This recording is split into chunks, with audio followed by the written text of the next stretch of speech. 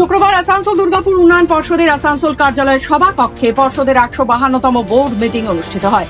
সভায় উপস্থিত ছিলেন পশ্চিমবঙ্গ সরকারের নগর উন্নয়ন ও পৌর বিষয়ক দপ্তরের বিশেষ সচিব মাননীয়া মিল্টনি ব্যানার্জি মহাশয়া ভার্চুয়ালি, আসানসোল দুর্গাপুর উন্নয়ন পর্ষদের চেয়ারম্যান রানীগঞ্জ বিধানসভার বিধায়ক তাপস বন্দ্যোপাধ্যায়, পর্ষদের সিইও ডক্টর আকাঙ্ক্ষা ভাস্কর, এডিডিএর ভাইস চেয়ারম্যান উজ্জ্বল চ্যাটার্জি ও কবি দত্ত, আসানসোল পৌর নিগমের মহানাগরিক বিধায়ক বিধান উপাধ্যায় সহ বোর্ডের সকল সদস্যরা। প্রাইমারিলি আমাদের আপনারা জানেন প্রত্যেক কোয়ার্টারে আমরা একটা বোর্ড মিটিং অফ এডিডিএ করার চেষ্টা করি। আমাদের বোর্ড মিটিং এর বিভিন্ন সদস্য, আমাদের মাননীয় চেয়ারম্যান, এমসি মেয়র, ডিএমসির মেয়র, দুজনই ভাইস চেয়ারম্যান, সেল থেকে ওনার রিপ্রেজেন্টেটিভ, ইসিএল থেকে ওনার রিপ্রেজেন্টেটিভ এবং আরবান ডেভেলপমেন্ট ডিপার্টমেন্টের রিপ্রেজেন্টেটিভ সবাই প্রেজেন্ট ছিলেন। প্রাইমারিলি বোর্ড মিটিং এর আড্ডা জমিনের উপরে যে বড় বড় ডেভেলপমেন্টাল কাজ চলছে সেই রিলেটেড ইম্পর্টেন্ট ডিসিশনস নেওয়া হয়।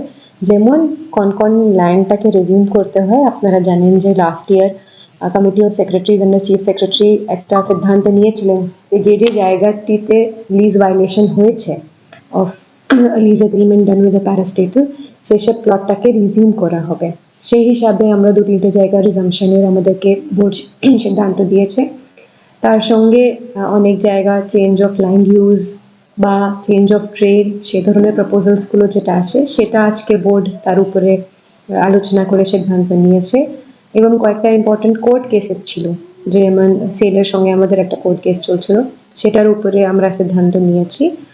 এবং তার সঙ্গে যে রুটিন প্রসিজার থাকে বোর্ড মিটিংয়ে, যেমন লাস্ট ইয়ারের অ্যাকাউন্টস বোর্ড দেখে, আমাদের কন্ডেমনেশন কমিটি রিপোর্ট সেটা বোর্ড দেখে, এবং আমাদের যে একটা ফায়ার ইনসিডেন্ট হয়েছে সেটা নিয়ে বোর্ডের আলোচনা হলো। আমরা বোর্ডকে অল দ্য ব্রিফিংস দিলাম রিগার্ডিং দ্যাট। সেরকমই আমরা আমাদের আজকে বোর্ড মিটিং খুব successfully it has happened on all our agendas এর উপরে একটা positive recommendation from the board আমরা পেয়ে গেছি। ওল্ড বেল্টে যে পুনর্বাসনের বিষয় নিয়ে বাড়ি দেওয়ার ওই বিষয়টা কতটা এগিয়েছে? আমাদের আপনারা জানেন housing department is making the flats. এখন আন্ডার প্লটে যদি আপনি দেখেন অনেকটাই ফ্ল্যাট রেডি হয়ে গেছে।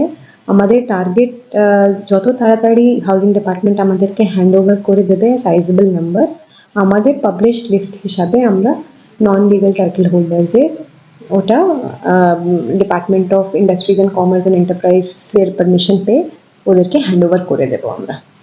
ম্যাডাম, এছাড়াও রিয়েল এস্টেট রয়েছে যাদের অনেকগুলো ঠিক মতো নিজেদের করে কাগজপত্র না করেছিল, তাকে নোটিশ করা হয়েছিল সরকারি জমি অনেকগুলো অধিগ্রহণ করে নিয়েছে ওরা, সেই বিষয়ে কোনো আলোচনা?